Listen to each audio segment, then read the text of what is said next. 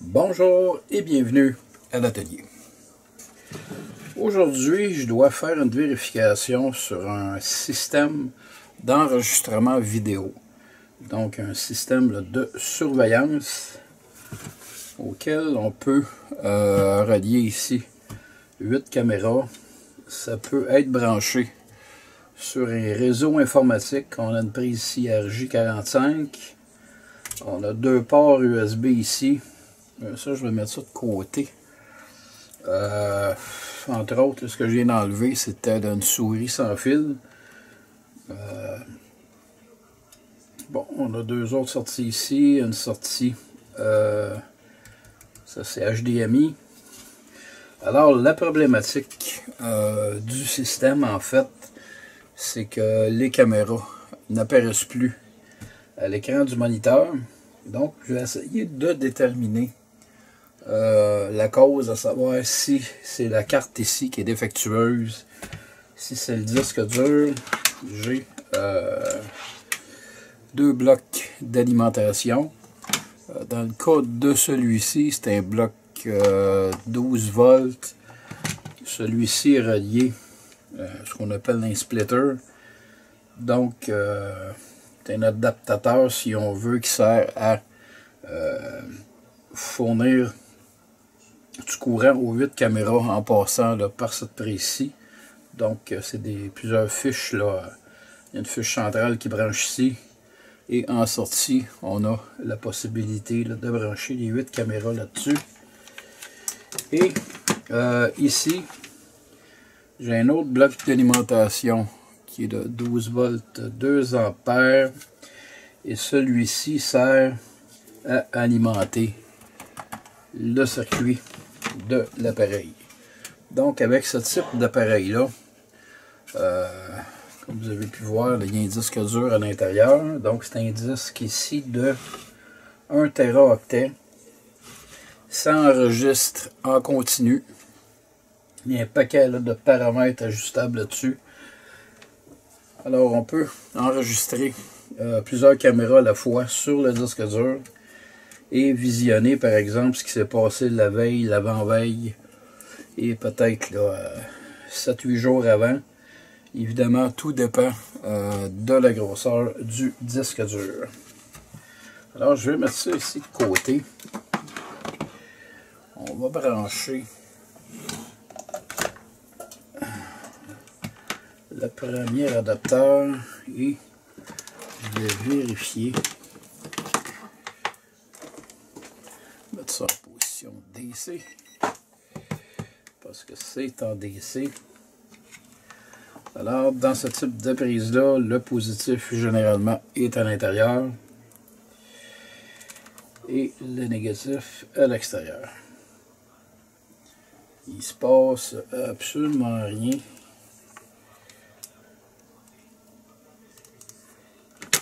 Pourtant, le bloc ici est allumé. C'est sur mon appareil qui est déconnecté. Ah, là ça fonctionne. On va mettre ça dans la caméra. Dans 12 volts 1.2. Bon, ça c'est bon. On va vérifier l'autre maintenant.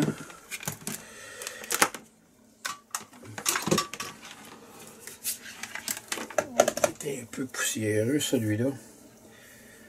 Je ne sais pas si je vous avais déjà dit, pour les instruments de musique qui utilisent des prises comme celle-ci, eux se sont différenciés de l'ensemble des pièces d'équipement qui utilisent ce type d'adaptateur-là. En fait, c'est que le positif, au lieu d'être à l'intérieur, il est à l'extérieur et le négatif à l'intérieur.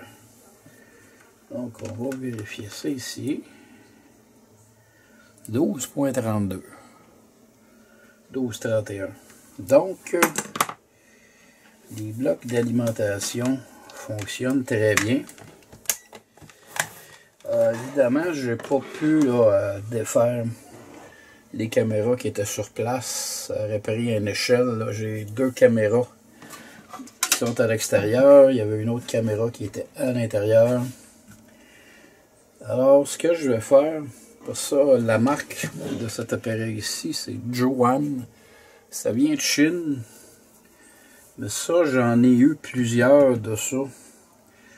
Donc, je pense que j'ai des caméras en stock. Je vais juste vérifier. Ça va se faire là-dessus? Oui. Ok, j'essaie ici. Donc, j'ai du filage qui est flambant neuf, en fait. Alors, on va faire un essai. Et je vais vérifier avec une caméra, voir si ça va fonctionner. Donc, c'est une caméra ici qui est flambant neuve. Et comme vous pouvez voir, les petites boules qu'on voit à l'intérieur, c'est en fait l'infrarouge. Donc, ce type de caméra-là peut voir aussi bien de jour que de nuit. Et je peux vous assurer que de nuit, on voit très bien. Le hic, c'est qu'il va falloir que je me trouve un moniteur par contre. Attendez. Je vais brancher ça et je vais me trouver un écran là, après. On va mettre ça en marche. Ok. Lui, on va venir la brancher. Moi, il est dans la 1 ici. Je vais brancher ça comme ça.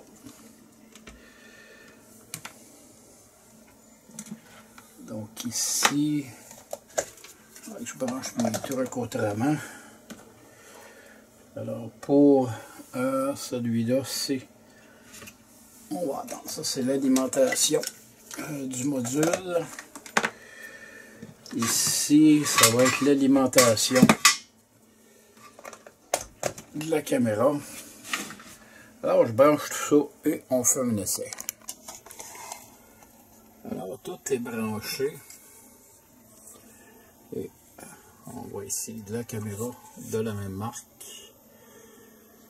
Et si je mets ça dans l'écran, on va essayer de s'ajuster. Ok.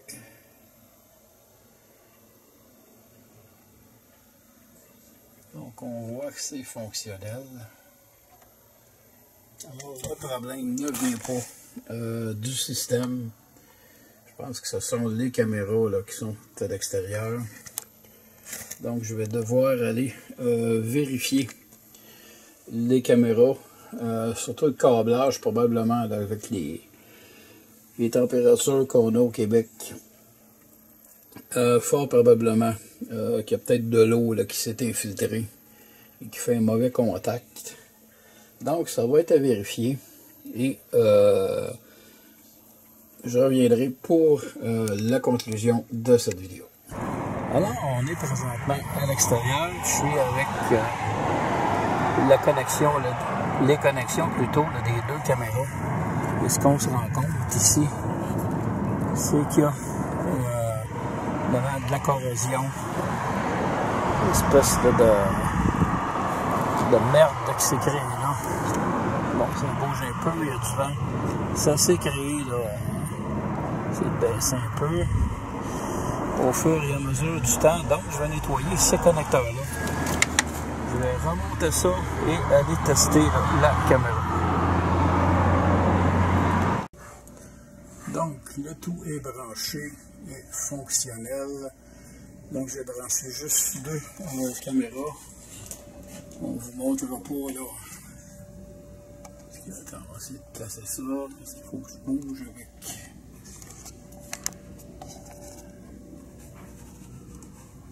Bon, on va agrandir ici. On peut agrandir ça, oui.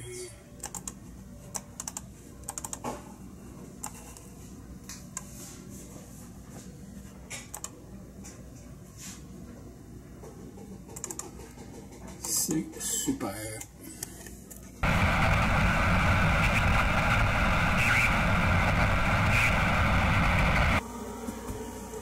Et l'image disparu complètement.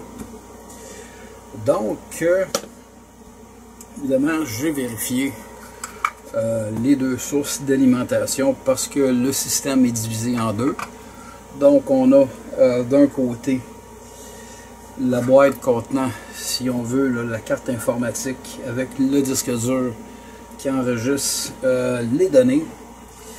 Et l'autre bloc va fournir en fait 4 caméras.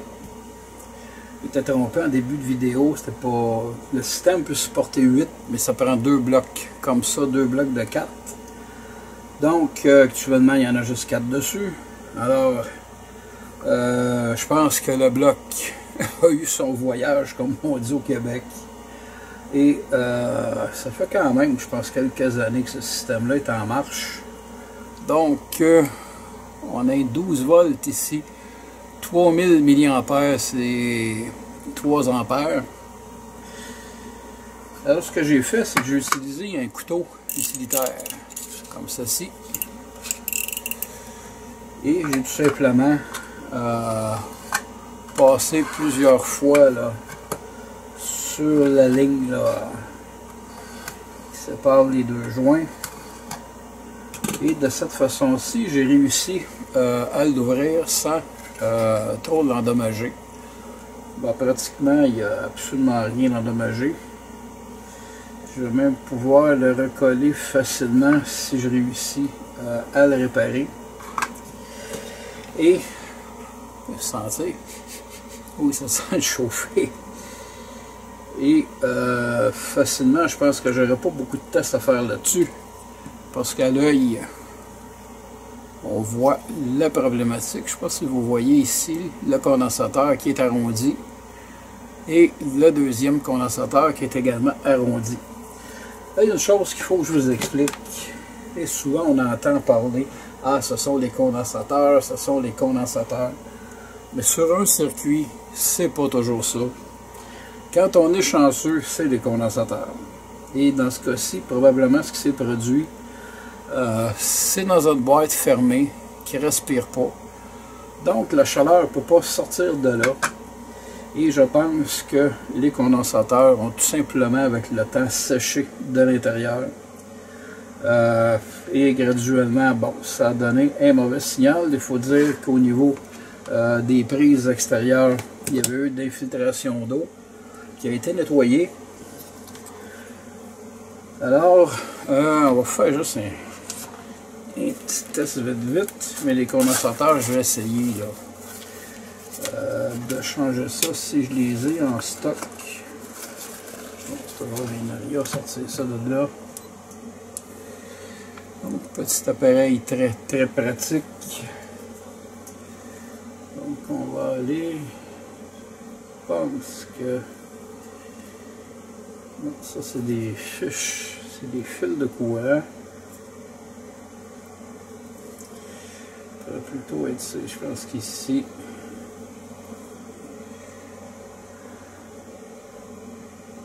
Ouais, on est pas mal loin des valeurs. Le deuxième, il est où?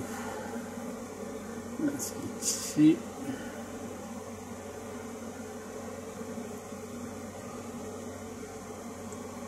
Ouais, je pense qu'il est pas mal mort.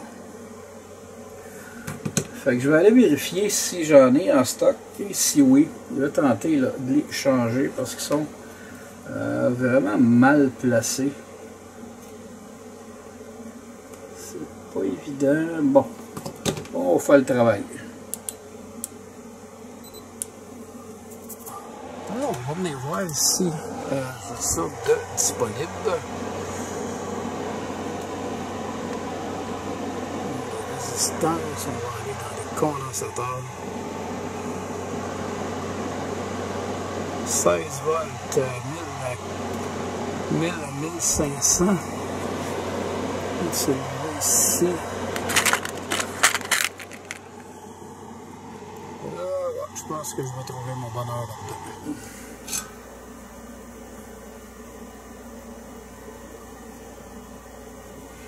Bon, le premier est défait. Oh boy! On va vous montrer ça là, après. Il me manque un instrument. Ok, je vais chercher ça. Donc, on va essayer d'y aller. Pour le deuxième, c'est la première fois que j'ai l'occasion de travailler là, avec mon nouveau support. Jusqu'à maintenant, je dois dire que j'adore. En espérant que dans des petites minutes, ça va faire quelque chose. On va ajouter du flux là-dessus.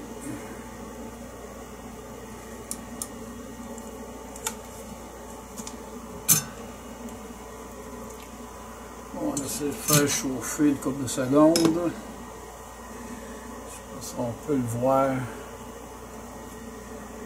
La partie noire là, qui est en bas, c'est en train carrément de sortir du condensateur et qui est en train de sauter par en dessous. Et pour vous montrer, un identique de la même valeur, 16 volts 1000. C'est bon. On va chercher un deuxième. 16 volts 1000 microfarad. Et regardez ici le dessous. Allez, on va pogner celui-là. C'est fait que tu as le dessous là, qui est en train de sortir et un normal. C'est comme ça.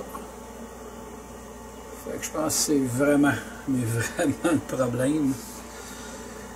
Alors, on va y aller pour le deuxième. D'après moi, ça devrait être... Ouais, j'ai la bonne patte ici. Et j'ai la bonne patte ici.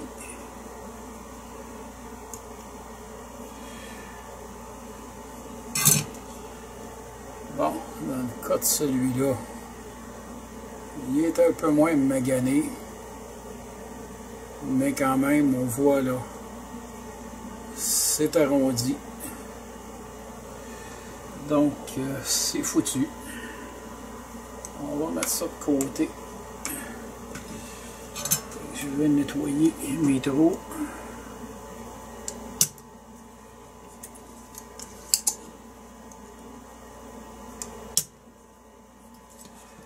Un de fait. Je pense que mon truc commence à être plein là. Deux de fait. Là, je vais passer le premier. Allez, on va remettre la plaque ici. On va l'enlever.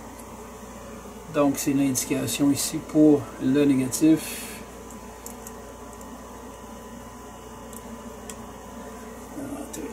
Mon condensateur. On va mettre ça comme ça pour le moment. On va rentrer le deuxième.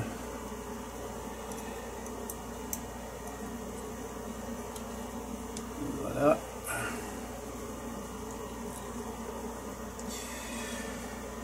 Et je vais maintenant procéder la soudure en rajoutant un petit peu de pâte. Bon, il y en a en masse. Alors, la soudure ici, ouais, ça sera pas très long à faire.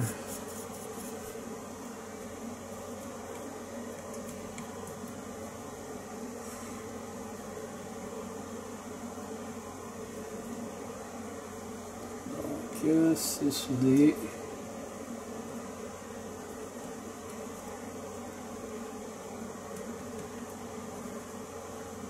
Un peu de soudure.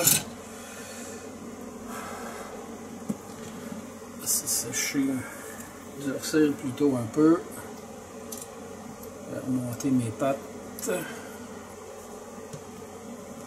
On va couper l'excédent de métal.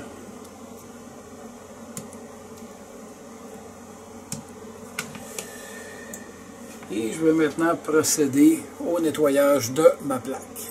On va faire un petit test ici. On va prendre un condensateur neuf. Évidemment, là, je peux le retourner de bord comme il faut. Ça, on va bien le voir. C'est un 16 volts, 1000 microfarads.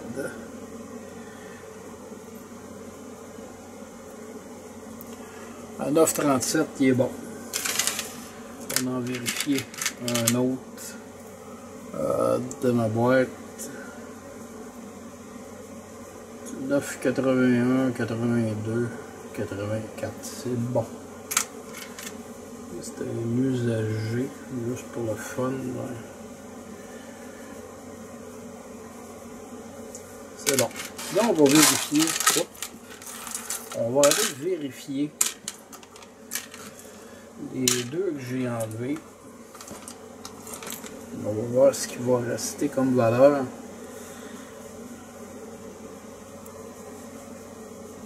Oh! Ça, c'est foutu. On va aller vérifier l'autre.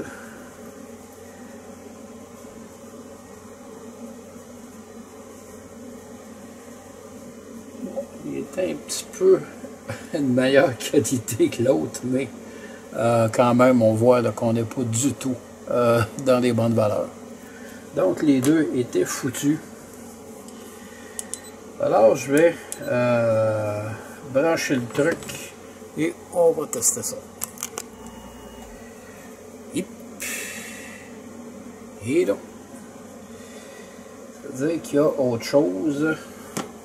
On va fermer le courant ici. Oh, ça, j'avais pas vu ça par contre. Ok, ici. Ouais, ici, on voit que la connexion est dessoudée. Probablement quand je l'ai ouvert. Mais j'ai une autre crainte ici. C'est que la bobine a chauffé. Puis ça sent.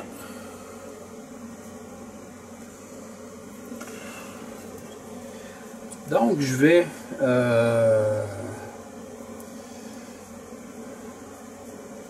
on va souder ça.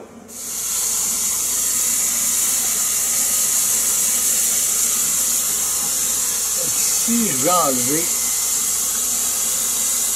un peu de protection parce que je vais mieux souder ici.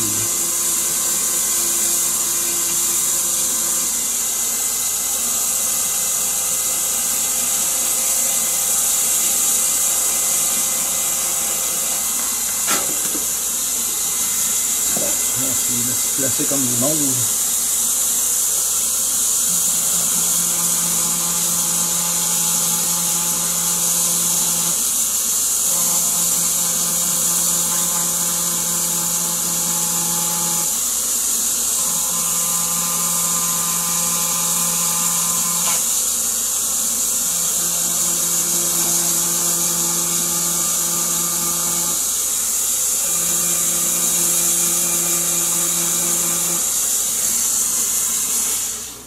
Bon, on va essayer de mettre un peu de soudure là-dessus et faire un test. Je ne sais pas si ça va fonctionner ou pas. Allez, on va brancher le fer à souder. On va remettre ça en marche. Alors, on va procéder.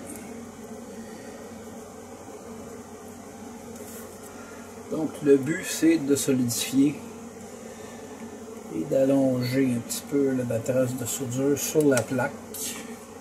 On va mettre ça ici.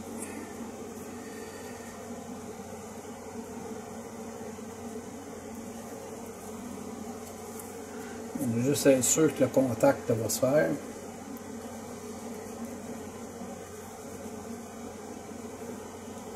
On va ajouter un peu là-dessus. C'est bien beau, je nettoie et on laisse ça à nouveau. Surprise, le LED vient d'allumer.